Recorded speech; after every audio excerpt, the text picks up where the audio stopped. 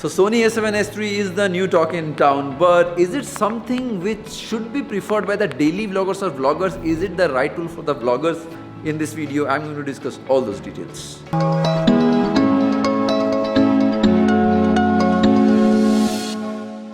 So first, coming to the price point, for the Sony a7S III it's like $3,500, which is a lot of money. It's pretty expensive, and for the vloggers or daily vloggers, they normally need a camera which is a hybrid camera which can actually do photos and videos both. For Sony a7S III you can actually do videos, very great videos, but for the photos it's just 12 megapixels. So basically if you're getting photos, you cannot just crop those photos, and I mean for regular photos it's completely fine, but if you're someone like me who crops the photos a lot for those thumbnails and all those stuff, maybe it's not the right tool. Then you are again going to need one more camera just for the photos. Like for me, I normally use the Sony a7R III for my vlogging photos, and this is the one camera which I normally always carry because it's a hybrid camera. It's like 42 megapixels, so photos I get huge size photos, so basically I can just crop from any part of the photo, and I also get good videos as well. But Sony a7S III is at par a good camera because the dynamic range is good and it has got a lot of nice features, because I love that swivel screen, 10-bit footage, 10-bit videos. So all those good things are apart from the good things. I mean there are good things, but again there are bad things as well, so you have to keep all those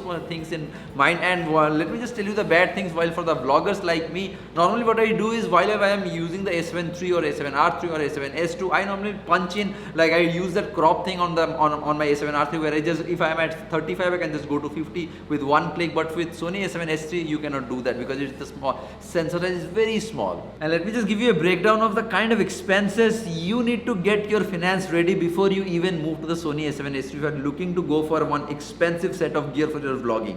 First, the Sony a7S III is going to cost like $3,500. Then you are going to need one extra card because the normal cards are not going to work. You are going to need two types of card, like the V90 cards, and for the, if you are someone who is looking to shoot the SNQ at the full blown out, I mean the quality, or the 4K 120 FPS at all eye mode, then again you are going to need that Sony A-type cards. The 80GB cost like $200, for the 160GB cost like $400, which is a lot of money. So basically if you are looking to get a Sony a7S III like $3,500 for the camera, then extra cards like more $700 $800 you're looking for a camera. Then for the card reader, again because for the A-type card you are not going to use the normal card readers, it again needs one Sony dedicated card reader that is more $100. So you are looking somewhere close to, I mean like $5,000 for the just for the camera, cards, and we are not even talking about the lens. It's just about the camera, cards, and the card reader. Now coming to the lens, so if someone is getting a Sony a7S III, it's basically he's going to do it all about video. So if you're into vlogging, the best lens is going to be the Sony the Sony 16-35mm, the one which I'm using right now. There is one more lens also, one second.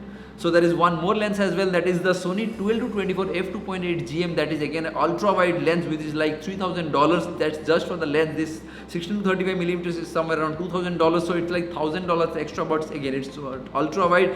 Maybe next time I'm going to one more video about like why you should not get that 12-24 for the vlogging and why you should get a 12-24, but that's a video for some other day. So basically for the lens part, I would always suggest someone who is getting into videos or vlogging, I highly recommend getting the 16-35mm, the lens which I'm using right now, because at least you can punch in all those filters, and I mean the lens is pretty good and pretty nice. It's not very, it's not very heavy. It's somewhere around like 600 or 680 kilos, while for the 12-24 it's like 880 grams, and this is like 687 grams, and the 12-24 is somewhere close to 897 grams. So for example, let's say if you are looking for a proper setup for the vlogging for a Sony camera is going to cost, Sony a7S III is going to cost like $3,500. Cards and card readers are going to cost you somewhere close to like $600. So here it comes to close to $5,000 just for the camera, cards, and the card reader. Then you are going to need one more mic, so it's like more $500 for the mic. Then again for the lens, more $3,000. So basically the whole package is going to cost somewhere close to $10,000 if you are looking to go for a full blown Sony a7S III vlogging setup. So basically if you are someone who is looking to go ahead and do that, I have placed all the links below in the video description. Cards, cameras, lenses, card readers, mic, all the links below in the video description. Just go ahead and buy it. Happy shopping. And the expenses don't stop at the card reader or mic or the camera or lens. You are going to need one more big expense. It's going to be the computer to handle your a7S III footages. So maybe for the computer you need to invest somewhere close to $3,000 to $4,000 if you are going to do it for the Windows. For the Mac you need at least a good like iMac Pro or Mac Pro to properly handle those a7S III files.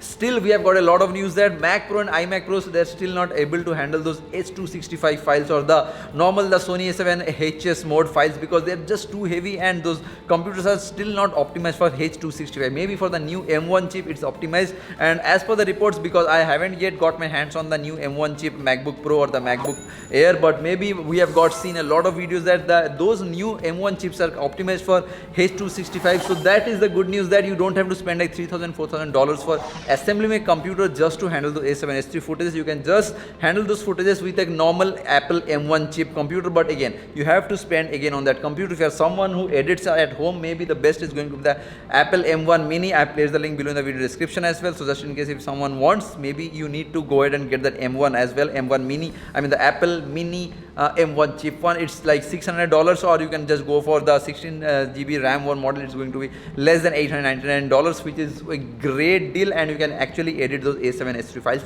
nicely. So basically the expense again gets added to more $2,000 or $3,000 just for the computer again. There is one more issue. I don't want to spoil that party, but let me just give it a clear details about what you are looking to about for the road hurdles when you are trying to use the A7 S3 for vlogging or videos. So basically for the 10-bit files, you cannot get a preview of those files on your computer, because you need to either transport those files or get it into Proximo or put them into Final Cut Pro or Adobe Premiere, or else you would not be able to get those preview of those files, because they're 10-bit files and you will not be able to preview them. You always have to transport them. That is one big issue, because normally for the vloggers like me, they shoot a lot of footages, they have to preview those files which they are going to use.